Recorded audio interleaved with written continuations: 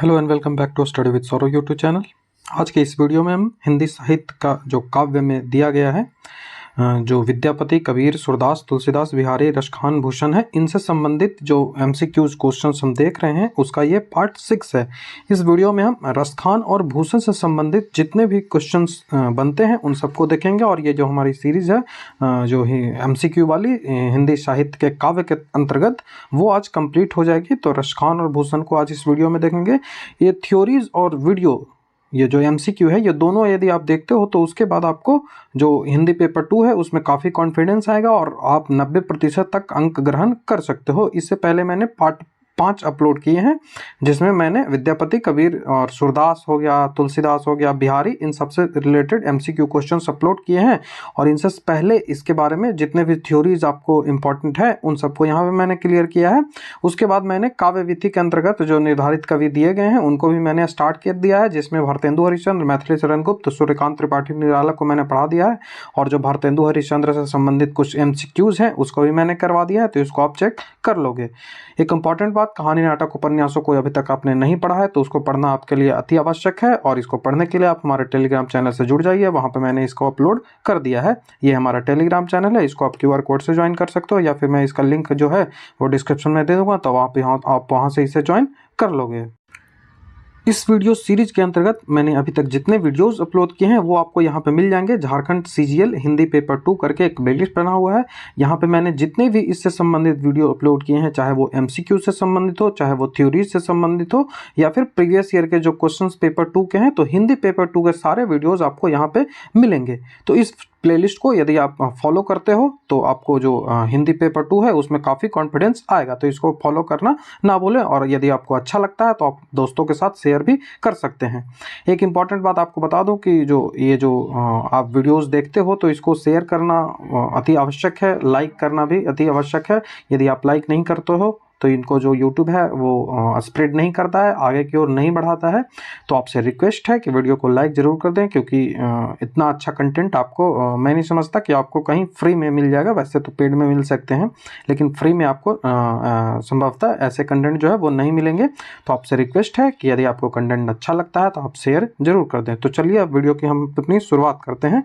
तो सबसे पहला हम रसखान से संबंधित जितने भी MCQ बन सकते हैं, थोड़े बहुत इनसे बनते हैं, इनसे ज़्यादा सवाल नहीं आता है, तो इनसे संबंधित हम MCQ को देख लेते हैं। तो सबसे पहला है कि रसखान जी का जन्म जो है वो कब हुआ था। जन्म, मृत्यु, स्थान, ये सब आपसे पूछा जाता है। तो रसखान का जन्म जो हुआ था वो 1548 ईस्वी में हुआ था। ऑप्शन नंबर डी हमारा यहाँ से आंसर बन जाएगा। ये NCERT, ठीक है, NCERT का जो बुक है उसमें ये दिया गया है 1548 ईस्वी। बाकी आपको कई सारे आंसर मिलेंगे 1533 से लेके 1548 तक के बीच में इनके जीवन, मतलब इनका जो जन्म हुआ वो इसी कहीं बीच में हुआ था। हल अलग अलग किताब में आपको अलग अलग आंसर मिल जाएंगे, लेकिन NCERT में 1548 दिया हुआ है, तो आप इसको ही फॉलो करेंगे, 1548 ईस्वी, ठीक है। और इसके बाद जो इनकी मृत्यु हुई थी वो 1628 ईस्वी में हुई थी। इनकी जो मृत्यु हुई थी वो 1628 ईस्वी में हुई थी। और इनके जन्म स्थान के बारे में भी कई सारे डाउट होते हैं। आपको हर जगह आपको मिलेंगे। एक स्थान होता है पिहानी, पिहानी जो कि दिल्ली के कहीं आसपास पिहानी स्थान था।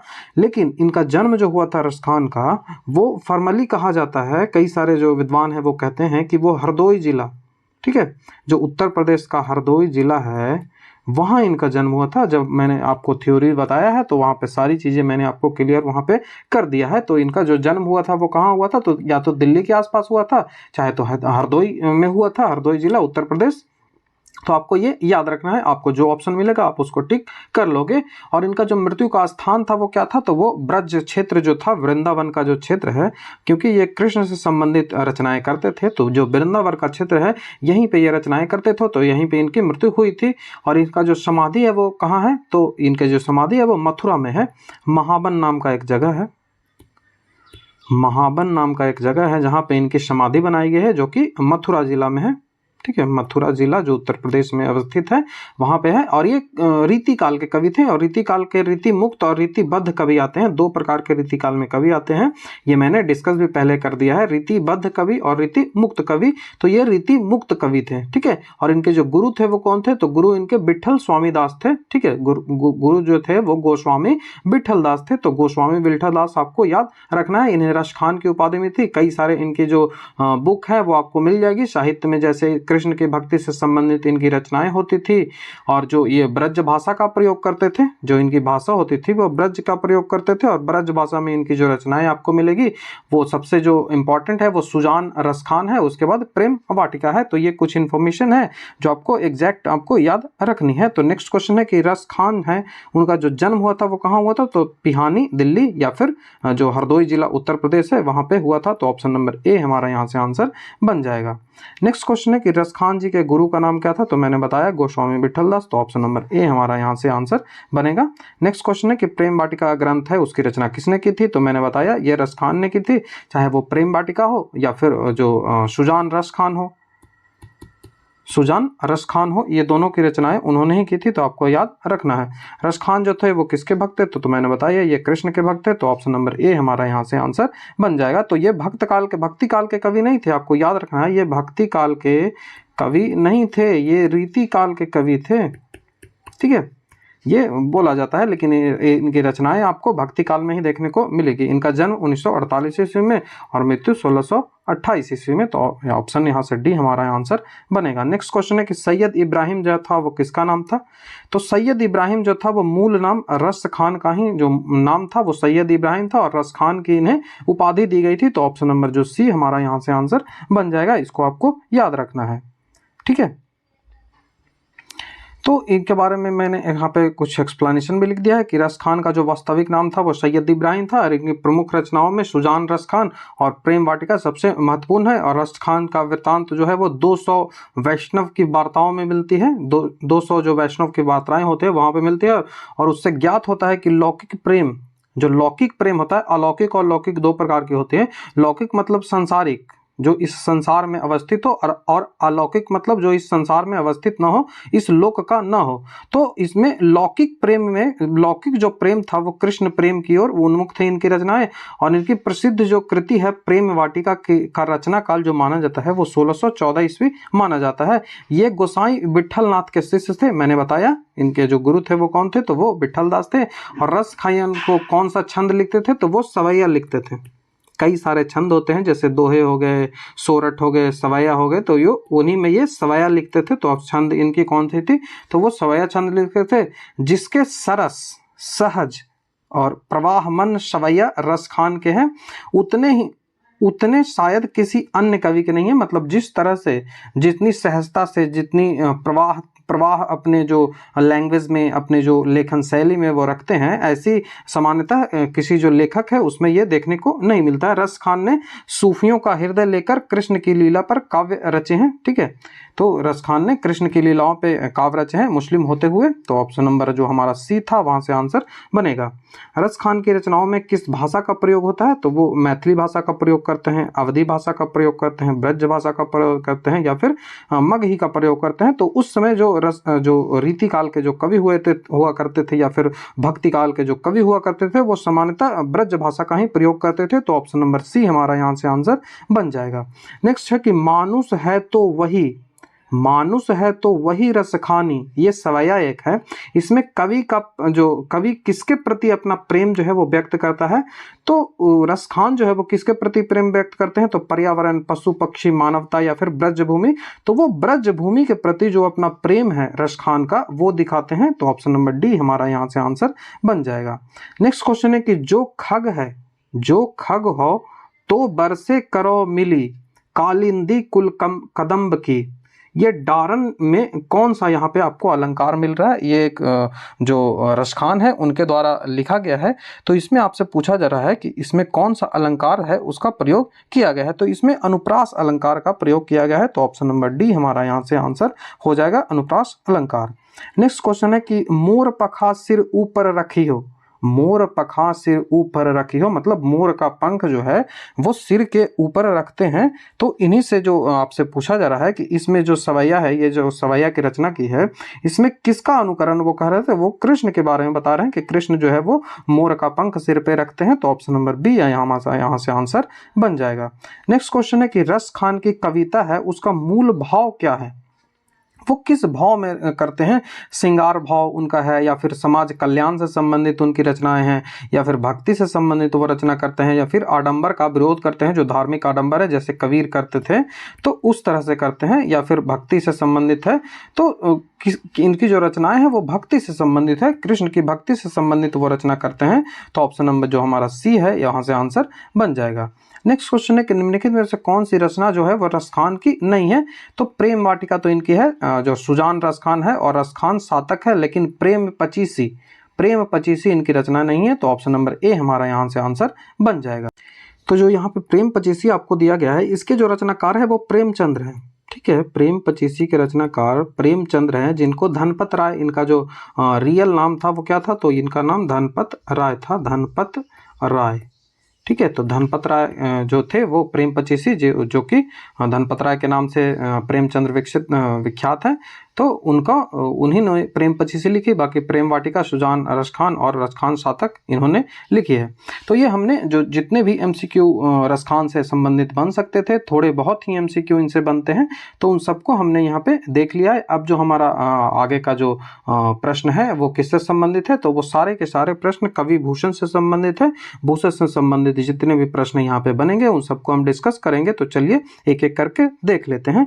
तो कवित्व के कवि किसे कहा जाता है, तो कवित्व का कवि भूषण को कहा जाता है। तो ऑप्शन नंबर ए हमारा यहाँ से आंसर बन जाएगा। आपको सारी चीजें रट लेनी है, यदि आपको याद नहीं होता है। तो भूषण जी का जन्म है वो कब हुआ था, आपसे पूछा जा रहा है कि भूषण का जन्म कब हुआ था। तो आपके ऑप्शन है 1617, 1613, 1614 या फिर 1615। तो ऑप्शन नंबर जो बी यहाँ पे हमारा दिया गया है 1613 ईस्वी में ही कवि भूषण है उनका जन्म हुआ था।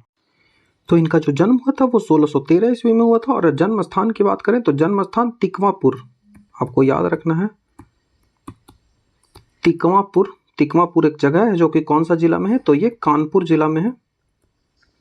कानपुर जो जिला है उत्तर प्रदेश का, वहाँ तिकवापुर नाम का एक स्थान है, यहीं पे इनका जन्म हुआ था 1613 ईस्वी में। और इनकी जो मृत्यु हुई थी वो 1715 ईस्वी में हुई थी। तो इनके जन्म जो है वो 1613 ईस्वी में तिकवापुर कानपुर उत्तर प्रदेश में हुआ, और इनकी जो मृत्यु हुई थी वो 1715 ईस्वी में जो इनकी मृत्यु हुई थी। इनके जो मूल नाम था इनका, वो भी आपको याद रखना है। ये पूछा जाता है कि इनका मूल नाम क्या था। इन्हें जो भूषण है इसकी उपाधि दी गई थी, तो इनका मूल नाम आपसे पूछा जाएगा तो घनश्याम, ठीक है, घनश्याम त्रिपाठी, घनश्याम त्रिपाठी इनका मूल नाम था। तो ये आपको याद रखना है। पिता का नाम रत्नाकर त्रिपाठी था, और ये इनका जो विषय होता था, किस विषय में ये रचना करते थे, तो ये इनका दो राजा थे, उन्हीं के विषय में इनकी रचनाएं होती थी। एक छत्रसाल थे और दूसरे जो थे वो शिवाजी थे। तो छत्रसाल और शिवाजी के ही जो कोर रखकर इनको ही रखकर इनकी रचनाएं इनमें होती थी। और इनके जो भाषा है वो ब्रज भाषा का सामान्यतः ये प्रयोग करते हैं। बाकी आपको अलग अलग शब्द भी इनके जो कुछ मिल जाएंगे देखने को, लेकिन जो समानता है वो ब्रज भाषा का ही प्रयोग करते थे। और ये जो इनका जो आरक्षण बोल रहा हूँ, इसको जो संरक्षण कौन दिया, तो संरक्षण इनको शिवाजी महाराज देते थे, और फिर महाराजा जो छत्रसाल है वो देते थे। तभी इनकी जो रचनाएं हैं वो इन्हीं से संबंधित ये रचनाएं करते थे। और ये जो रीतिकाल के होते हुए भी, ये रीतिकाल के कवि होते हुए भी, भूषण रीतिकाल के कवि होते हुए भी इन्होंने वीर रस में रचनाएं की है। वीर रस में सामान्यतः माना जाता है कि रीतिकाल की जो रचनाएं होती थी वो कैसी होती थी, तो वो श्रृंगार रस की रचनाएं होती थी। रीतिकाल की जितनी रचनाएं आपको देखने को मिलेगी सामान्यतः उसमें श्रृंगार रसों का प्रयोग किया जाता है। लेकिन जो कवि भूषण थे वो रीतिकाल के होते हुए भी जो वीर रसों का है उसका अच्छे से इन्होंने प्रयोग किया है। तो वीर रस का प्रयोग जो कवि भूषण है वो करते थे। इनकी जो ग्रंथ की यदि बात करें कि कौन कौन से इन्होंने बुक लिखी है, तो इनको जो बुक 2 आपको याद रखनी है कि शिवराज भूषण, सबसे पहला जो बुक आपको याद रखना है शिवराज भूषण, तो शिवराज भूषण आपको याद रखना है। और दूसरी जो इनकी किताब है वो शिववाणी है, ठीक है, दूसरी जो किताब है शिवा बावनी। और जो शिवराज भूषण है ये अलंकार, इसमें लगभग आपको 100 से ज़्यादा अलंकारों का इसमें प्रयोग किया गया है। तो ये भी सवाल पूछा जाता है कि अलंकार सबसे ज़्यादा प्रयोग किसमें हुआ था, तो वो शिवराज भूषण में ही होता है। ये भी आपसे पूछा जाता है, तो ये आपको याद रखना है। और ये वीर रस में प्रयोग करते थे, और ये आपको याद रखना है। और जो इनका जो छंद होता था वो सवैया ही होता था, सवैया, ठीक है, सवैया ही छंद का इन्होंने प्रयोग किया है। कई सारे छंद होते हैं, मैंने इनको पहले भी आपको बताया है। और अलंकार इन्होंने बताया है, मैंने बताया आपको कि 100 अलंकारों का प्रयोग लगभग किया, तो लगभग सारे अलंकारों का ये हमेशा प्रयोग करते थे। तो ये भूषण से संबंधित कुछ फैक्ट्स थे जो आपको याद रखने हैं। तो भूषण जी का जन्म स्थान कहाँ था, तो मैंने अभी बताया तिकमापुर, कानपुर, उत्तर प्रदेश में। तो ऑप्शन नंबर ए हमारा यहाँ से आंसर बन जाएगा। नेक्स्ट क्वेश्चन है कि भूषण जी का निधन है वो कब हुआ था, जो कवि भूषण है उनका निधन कब हुआ था। तो आपको दिया गया है 1714, 1713, 1715 या फिर 1716। तो 1715 ईस्वी में इनका जन्म हुआ था, मृत्यु हुई थी 1715 ईस्वी में, और 1613 ईस्वी में इनका जन्म हुआ था। तो ये डेट आपको याद रखनी है। नेक्स्ट क्वेश्चन है कि जो भूषण जी है उनका पिता का नाम क्या था, तो वो उनके पिता का नाम रत्नाकर त्रिपाठी था। तो ऑप्शन नंबर डी हमारा यहाँ से आंसर बन जाएगा। और इनका जो मूल नाम था वो घनश्याम त्रिपाठी था। भूषण जी का प्रमुख जो आश्रयदाता थे वो कौन थे, तो छत्रपति शिवाजी, साहू जी और राजा छत्रसाल। तो ये तीनों मान सकते हैं, ऑप्शन नंबर डी हमारा यहाँ से आंसर बन जाएगा। बाकी जो साहू जी थे वो मेन जो थे वो शिवाजी और छत्रसाल ही थे, तो साहू को भी मानेंगे, और ऑप्शन नंबर डी हमारा यहाँ से आंसर बन जाएगा।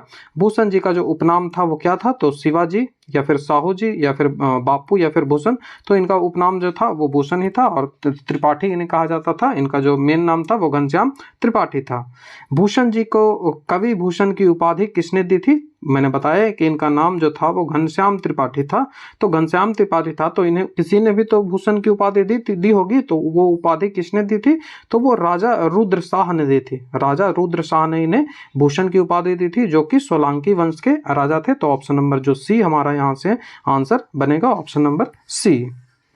नेक्स्ट क्वेश्चन है जदपि सुजाति सुलक्षणी, जदपि सुजाति सुलक्षणी, सुवर्ण शरत सुवृत्त, भूषण बिन न विराजित, कविता बनित मित। ये जो कविता की परिभाषा कही गई है ये कवि भूषण के बारे में, मतलब कविता की जो परिभाषा है वो कवि भूषण से ही इन्होंने माना है। तो ये किसने कहा है, तो आपके ऑप्शन बिहारी दिए गए हैं, मतीराम दिए गए हैं, देव, केशव दास। तो ऑप्शन नंबर जो सी है केशव दास, उन्होंने ही कहा है कि जदपि सुजाति सुलक्षणी, जदपि सुजाति सुलक्षणी, सुवर्ण सरस सुवृत्त, सुवर्ण सरस सुवृत्त, भूषण बिन न विराजतई, ठीक है, कविता बनित मित। तो ये कविता के बारे में केशव दास ने भूषण दास से संबंधित ये इंपॉर्टेंट जो कथन है वो कहा है। अब आता है कि भूषण को कवि भूषण की उपाधि किसने दी, तो मैंने आपको बताया कि सोलंकी का जो राजा था, राजा रुद्र शाह, उसने दी थी। तो ऑप्शन नंबर सी हमारा यहाँ से आंसर बन जाएगा। नेक्स्ट जो इसका एक्सप्लेनेशन है मैं यहाँ पे मैंने लिख दिया है कि भूषण जो थे वो हिंदी साहित्य के रीति काल के अंतर्गत परंपरा करते हुए और वीर काव्य रस का जो वीर रस है उसका प्रयोग इन्होंने किया था। और इनका जो वास्तविक नाम घनश्याम त्रिपाठी था, और चित्रकूट के हृदय राम के जो पुत्र जो थे वो रुद्र सोलंकी ने इन्हें भूषण की उपाधि दी थी। आपको मैंने अभी बताया था सोलंकी वंश के जो थे उन्होंने इसकी उपाधि भूषण की दी थी। 1627 से 1680 ईस्वी तक ये शिवाजी के आश्रय में रहे थे। उसके बाद इन्होंने छत्रसाल के आश्रय में रहना आरंभ किया था। और ये रीतिकाल के रीतिबद्ध काव्य धारा के कवि हैं। रीतिकाल के कवि तो ये हैं ही, और रीतिकाल में दो होता है, रीति मुक्त कवि और रीतिबद्ध कवि। तो ये रीतिबद्ध कवि हैं, ये आपको याद रखना है। शिवराज भूषण, शिव वावनी और छत्रसाल दशक नामक 3 ग्रंथ हैं। इनके 3 ग्रंथों में ही लिखे हैं, जिसे 6 ग्रंथों से उपलब्ध होता है। 6 ग्रंथों जो हैं उनसे ये उपलब्ध होता है 3 ग्रंथ। ये इन्होंने 3 ग्रंथ ही लिखा है, लेकिन आपको इनको जो पढ़ना होगा तो इनके लिए इनके लिखे जो 6 ग्रंथ हैं उनमें उपलब्ध होता है कि इन्होंने 3 ग्रंथ ही लिखे हैं। तो ऑप्शन नंबर सी हमारा यहाँ से आंसर बनेगा। और जो कुछ फैक्ट्स थे आपको यहाँ पे मैंने क्लियर कर दिया है। नेक्स्ट क्वेश्चन है कि शिवराज भूषण के रचयिता है वो कौन है, जो शिवराज भूषण के रचयिता है तो आपको मैंने बताया ये भूषण है। ऑप्शन नंबर डी हमारा यहाँ से आंसर बनेगा। नेक्स्ट क्वेश्चन है कि शिव वावनी के रचयिता, तो वो भी भूषण कहलाएंगे। ऑप्शन नंबर बी हमारा यहाँ से आंसर बनेगा। नेक्स्ट क्वेश्चन है कि रीतिकाल के उस कवि का नाम बताइए जिसने वीर रस में कविताएं लिखी। तो मैंने बार बार बताया है कि वीर रस में भूषण ने कविताएं लिखी और ये रीतिबद्ध कवि हैं। ये जो भूषण है वो कौन से कवि है, तो वो रीतिबद्ध कवि हैं, ये भी आपको याद रखना है। नेक्स्ट क्वेश्चन है कि भूषण 2 राजाओं के दरबारी कवि थे, उनमें पहला जो था वो शिवाजी थे, तो दूसरे कौन थे, तो वो छत्रसाल थे, ये छत्रसाल हो जाएगा। ठीक है, तो जो दूसरे जो थे वो छत्रसाल थे और पहले जो थे वो शिवाजी थे, तो ऑप्शन नंबर सी हमारा यहाँ से आंसर बन जाएगा। भूषण जो है वो रीति काल के किस काव्य धारा के कवि थे, रीतिबद्ध काव्य धारा, रीति सिद्ध या फिर रीति मुक्त या फिर आश्रयवादी, तो ये रीतिबद्ध थे, तो ऑप्शन नंबर ए हमारा यहाँ से आंसर बन जाएगा। रीतिबद्ध कवि है, ना कि रीति मुक्त और ना कि रीति शुद्ध। भूषण का जो वास्तविक नाम था वो घनश्याम त्रिपाठी था, तो ऑप्शन नंबर ए हमारा यहाँ से आंसर बन जाएगा। नेक्स्ट क्वेश्चन है कि महाकवि भूषण की रचना वो कौन सी है, तो यहाँ पे छत्रसाल दशक है, वो उनकी रचना है, आपको याद रखनी है। जितनी 3 रचनाएं थी मैंने आपको बता दी है। शिवराज भूषण ग्रंथ का विवेचन जो है वो मिलता है। मैंने बताया था कि शिवराज भूषण जो है रचनाएं हैं उसमें सबसे ज़्यादा क्या मिलता है, तो 100 से अधिक इसमें अलंकार मिलते हैं, 100 प्रकार के अधिक, तो माना जाता है कि इसमें अलंकार का विवेचन काफ़ी अच्छे तरीके से किया गया है, तो ऑप्शन नंबर जो ए अलंकार है वो हमारा आंसर बन जाएगा। तो शिवराज भूषण यहाँ पे एक्सप्लेनेशन तक देखिए। शिवराज भूषण भूषण के अचरत्व को सिद्ध करने वाला एक अलंकार ग्रंथ है, जो ये अलंकार ग्रंथ है और यह एक सुसंबंध योजना के साथ लिखा गया और इसकी एक भूमिका भाग है जिसके प्रारंभ में गणेश, शक्ति और सूर्य की वंदना की गई है। गणेश, शक्ति और सूर्य की वंदना इन्होंने किए गए।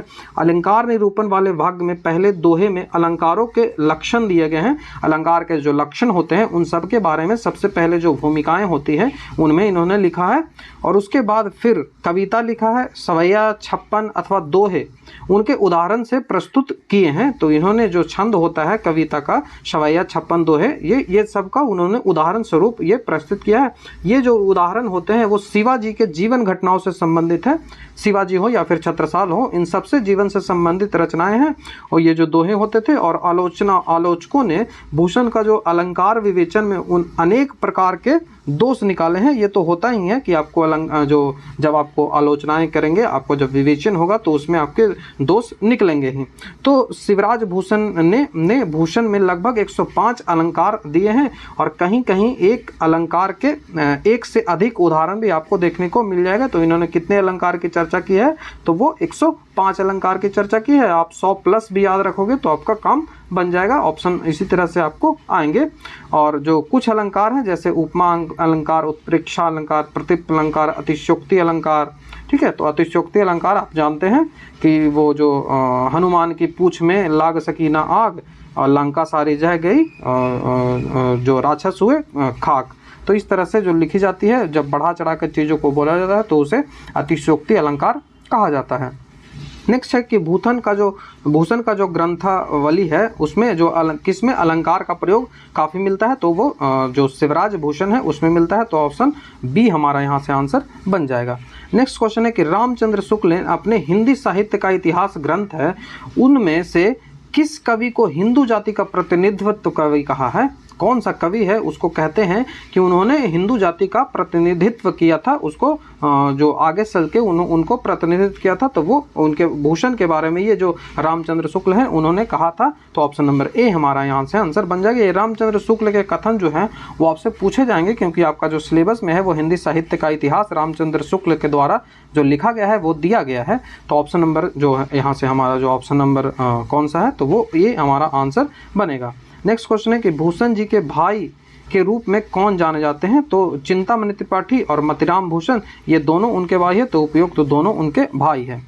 नेक्स्ट क्वेश्चन है कि भूषण जी की कृष्ण किस्ती में छत्रपति शिवाजी की वीरता का जो बखान मिलता है, तो शिव वावनी या फिर छत्रपति वावनी या फिर छत्रसाल वावनी या फिर उपयुक्त में से कोई नहीं, तो शिवा वावनी, ऑप्शन नंबर ए हमारा यहाँ से आंसर बन जाएगा। नेक्स्ट क्वेश्चन है कि भूषण हिंदी कविता के किस काल के प्रसिद्ध कवि थे? तो मैंने बताया कि वो रीति काल के कवि थे और वो भी रीति काल में रीतिबद्ध कवि थे, ना कि रीति मुक्त कवि थे।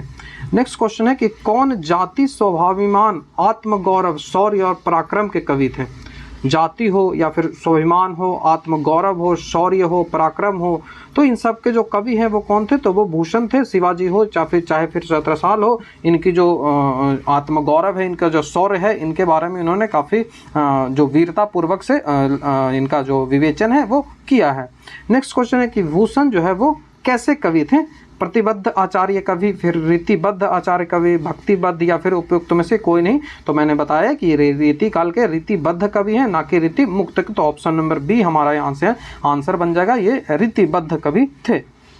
नेक्स्ट क्वेश्चन है कि रीति काल की प्रधानता क्या थी। तो रीति काल में सामान्यतः श्रृंगार रस का प्रयोग किया जाता था, लेकिन जैसा कि मैंने बताया जो कवि भूषण है, कवि भूषण ने यहाँ पे वीर रस का प्रयोग काफ़ी अधिक किया है। तो ये रीति काल श्रृंगार रस के लिए प्रसिद्ध था, लेकिन भूषण ने वीर रस का प्रयोग किया है। इस कारण से यहाँ से कई सवाल आते हैं, तो आपको याद रखना है। नेक्स्ट क्वेश्चन है कि भूषण जी के कवित्व में किसके शौर्य बखान किया जाता है। छत्रसाल का, छत्रपति शिवाजी का, उपयुक्त में से कोई नहीं या फिर उपयुक्त दोनों। तो ऑप्शन नंबर डी, छत्रसाल का और छत्रपति शिवाजी दोनों का बखान किया जाता है। तो ऑप्शन नंबर डी हमारा यहाँ से आंसर बन जाएगा। नेक्स्ट क्वेश्चन है कि इंद्र जी भी जंभ पर बवाड़ ज्यों अमन कर किनकी पंक्ति है। ये जो पंक्ति आपको लिखी गई है, इंद्र जी मी जंभ पर बाड़व ज्यों अमन पर, इंद्र जी भी जंभ पर बावड़ ज्यों अमन पर। तो ये पंक्ति है, ये भूषण के द्वारा लिखी गई है। तो ऑप्शन नंबर ए हमारा यहाँ से आंसर बन जाएगा। जो नेक्स्ट क्वेश्चन है कि निक्सत मयान में मौख है प्रलय भानु कैसी। ये जो पंक्ति लिखे गए हैं, निक्सत मयान में मयूख है प्रलय भानु कैसी। तो ये पंक्ति है वो किसके द्वारा लिखी गई है। तो ये भी कवि भूषण के द्वारा ही लिखी गई है। तो ऑप्शन नंबर डी हमारा यहाँ से आंसर बन जाएगा। नेक्स्ट क्वेश्चन है कि कवि भूषण का प्रथम कवित्व जो है वो किस ऐतिहासिक पुरुष से संबंधित है। शिवाजी, रंजीत सिंह, छत्रसाल या फिर अलाउद्दीन। तो सबसे पहले कौन आते हैं, तो वो शिवाजी से संबंधित है। तो ऑप्शन नंबर ए हमारा यहाँ से आंसर बन जाएगा। जो नेक्स्ट क्वेश्चन है कि छत्रसाल दशक के रचनाकार कौन है। तो छत्रसाल दशक के रचनाकार वो कवि भूषण है। तो ऑप्शन नंबर ए हमारा यहाँ से आंसर बनेगा। नेक्स्ट जो क्वेश्चन है कि लागती लपकी कंठ बैरिन, लागती लपकी कंठ बैरिन सिक्के नागिन सी। तो उनकी जो तलवार के बारे में ये बात कही जा रही है, जो सवैया लिखा गया है, ये उनके तलवार के बारे में लिखी है कि उनका तलवार नागिन जैसा लगता है। तो इसमें कौन सा अलंकार का प्रयोग किया गया है, ये आपसे पूछा है। तो यहाँ पे अलंकार जो है वो अनुप्रास प्रयोग किया गया है। तो ऑप्शन नंबर डी हमारा यहाँ से आंसर बन जाएगा। नेक्स्ट क्वेश्चन है कि भूषण की जो रचना है वो किस पद्धति की है। मुक्तक पद्धति, दोहा पद्धति, सोरठ पद्धति या फिर इनमें से सभी। तो जो भूषण जी की रचना है वो मुक्तक पद्धति में लिखी गई है। तो ऑप्शन नंबर ए हमारा यहाँ से आंसर बन जाएगा। जो नेक्स्ट क्वेश्चन है कि भूषण रीति काव्य के किस धारा के कवि है। तो रीति मुक्त या फिर रीति युक्त या फिर संयुक्त धारा या फिर निर्गुण धारा। तो वो रीति मुक्त धारा के कवि हैं। तो ऑप्शन नंबर ए हमारा यहाँ से आंसर बनेगा, ये आपको याद रखना है। नेक्स्ट क्वेश्चन है कि शिवाजी की तुलना है वो भूषण किससे करते हैं। जो कवि भूषण है उन्होंने शिवाजी की तुलना है वो किससे की है। तो शिवाजी की तुलना उन्होंने इंद्र से भी की है, भगवान राम से की भी है और जो परशुराम है उनसे भी की है। तो ऑप्शन नंबर डी हमारा यहाँ से आंसर बनेगा। उपयुक्त तीनों से इन्होंने शिवाजी की तुलना की है। तो आपको ये बातें याद रखनी है। छत्रसाल की जो तलवार है वो कैसी है। तो छत्रसाल की जो तलवार सूर्य के तेज किरणों जैसी है या फिर टूटी हुई है या फिर मुड़ी हुई है या फिर तिरछी है। तो वो छत्रसाल की जो तलवार है वो सूर्य के किरणों के समान ही तेज है। ठीक है, तो ऑप्शन नंबर ए हमारा यहाँ से आंसर बन जाएगा।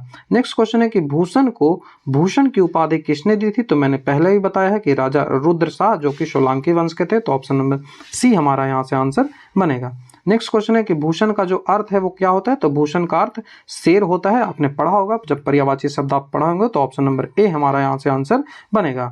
नेक्स्ट क्वेश्चन है कि शिवाजी का जो राज्य था वो किस पर था। मलेच्छों पर, इंद्र पर, कामदेव पर या फिर बादल पर। तो वो मलेच्छों पर था। तो ऑप्शन नंबर ए हमारा यहाँ से आंसर बन जाएगा।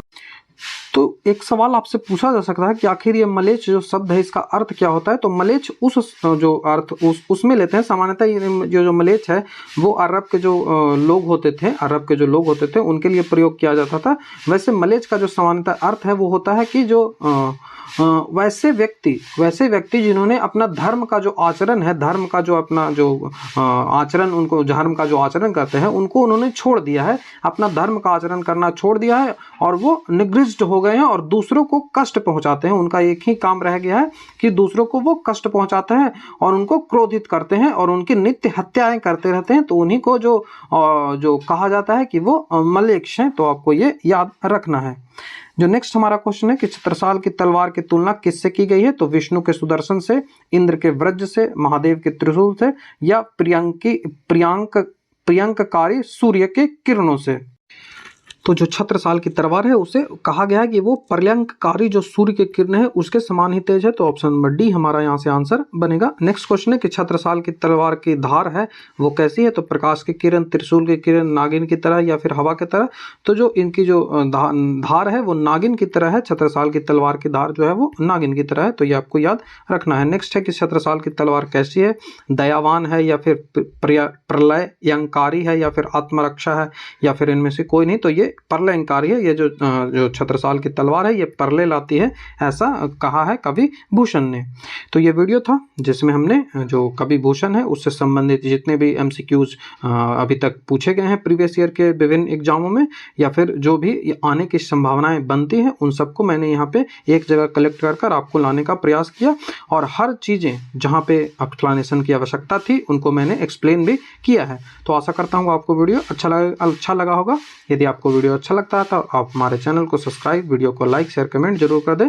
एक रिक्वेस्ट है, वीडियो को लाइक जरूर कर दें, नहीं तो चैनल जो है वो उसका ग्रोथ कम हो जाएगा या फिर लगभग रुक जाएगा जैसा कि अभी हो गया है। तो आपको चैनल को ग्रोथ करवाना है क्योंकि ये मेरे लिए ज़रूरी है। मैं आपको यदि फ्री में कंटेंट, इतने अच्छे कंटेंट फ्री में दे रहा हूँ तो आपका ये कर्तव्य बनता है कि आप मेरे चैनल को ग्रो करवाइए। तो इसके लिए आप जो चैनल है उसके वीडियो को लाइक, शेयर, कमेंट करें। जब आप शेयर करिएगा तो लोगों तक का जो हमारा कंटेंट है वो पहुंचेगा, जब जो टारगेटेड लोग हैं उन तक पहुंचेगा तो हमारी जो व्यू है वो बढ़ेंगे और जैसे जैसे व्यू बढ़ेंगे तो हमारा चैनल है वो ग्रो हो जाएगा। तो आपसे रिक्वेस्ट है कि आप चैनल को सब्सक्राइब, वीडियो को लाइक, शेयर, कमेंट जरूर कर दें। वीडियो को लाइक करना बहुत ज़रूरी है और शेयर जरूर कर दें।